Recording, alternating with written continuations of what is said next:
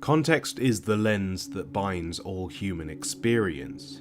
Every thought, reaction, and emotion we have is filtered through this contingent frame. In many ways, context is everything.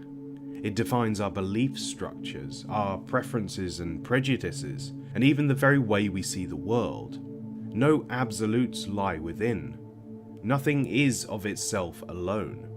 Context acts as a form of retrospective determinism that builds up these bags of flesh and bone into autonomous talk boxes, ones whose barks of brain speak are understood only by the weight of events and discourse around them. I mention flesh and bone because I've recently played Playdead's Inside, and oh boy, that's one hell of an interactive experience.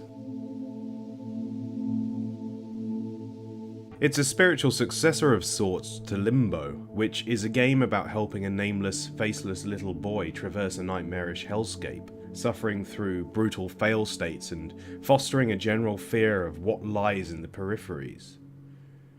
Guess what Inside is about?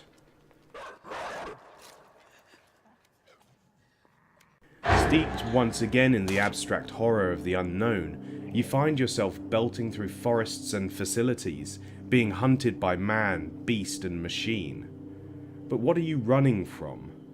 Who are the masked men combing the woods with frightening determination?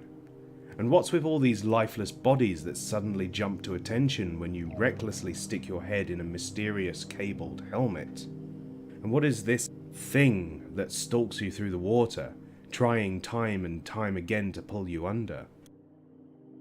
It's a game that offers up a lot of questions, but relatively few answers, tasking the player to adapt and react with very little to go on. To overcome obstacles, resolve abstract conundra, and survive increasing waves of angry dogs, hollow automata, and other insidious entities hiding just slightly out of frame. Playing Inside left me with a lot of different feelings.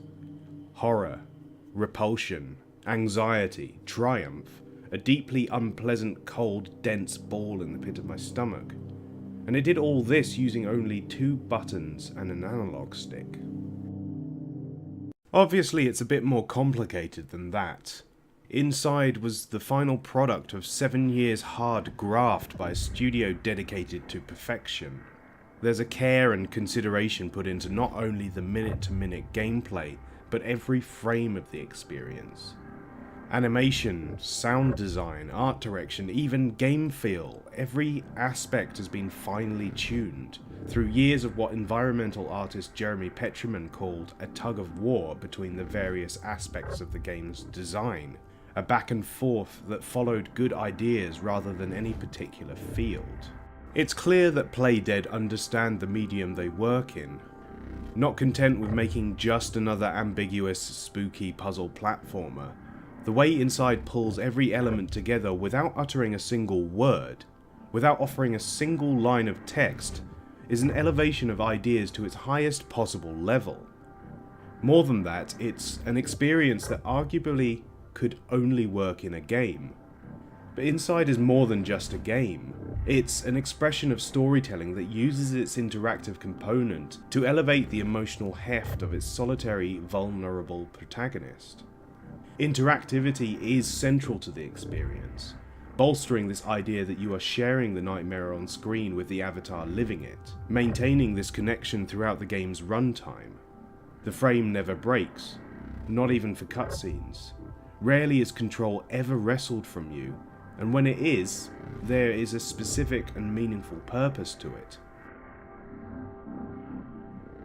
You are never shown any more than exactly what Playdead want you to see, and in that regard, while I wouldn't call the game cinematic necessarily, there is this tight authorial squeeze on the game's jugular, one which tells the player that, while their presence is welcome, their creative input is not.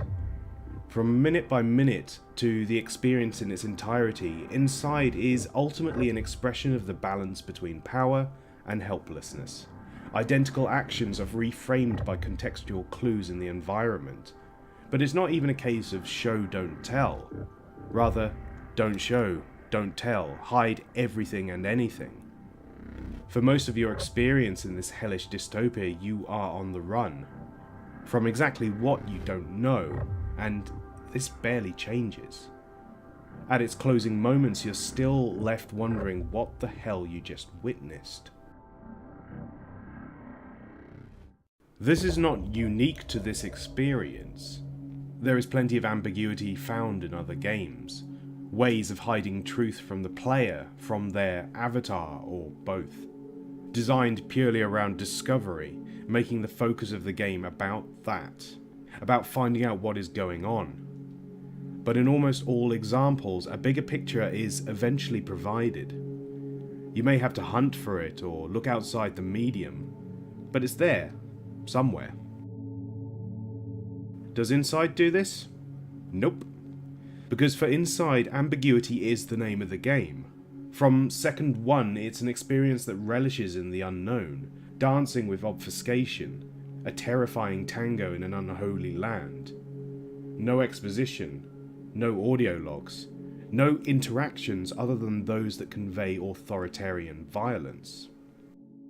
Even at the game's pivotal moment, when the nameless, faceless boy learns that the thing pursuing him might not be his enemy, there is no narrative elucidation. Even the big reveal, the moment where you discover that the nameless, faceless boy isn't actually escaping anything, but rather moving deeper into the facility in order to emancipate the creature at its heart. It just begs more questions. And so you have this experience whereby in lieu of exploration or a linear narrative, it offers up a feeling. A story told through movement and environment, without exposition or resolution. In the absence of characterization or conventional storytelling, it's up to the game itself to justify its own experience, and this is why context is such an important factor in its creation. It's an emotional construct that ends up almost palindromic in its design. Your actions repeat themselves but never feel the same. You are always either running or climbing or pressing a button or pulling a lever, and the tone of the game in its closing moments is a far cry from those first steps into the forest. Any one moment of Inside never feels the same as that which came before it, in part due to the tight pacing and short runtime of the game and the often breathtaking environments, but also thanks to the way that context reframes the weight of every action. The simple act of pulling a lever ends up met with nervous anticipation or exhausted relief or a real guttural dread. Often the environment offers no explicit cues as to what you should be expecting, putting the onus on your own subconscious to fill in the blanks. Every element of Inside's design, this tug of war between its mechanical and artistic layers, become an essential factor in why the game is so successful at evoking such a wide range of emotions. A lever is, after all, just a lever. It's the most basic means of expressing change.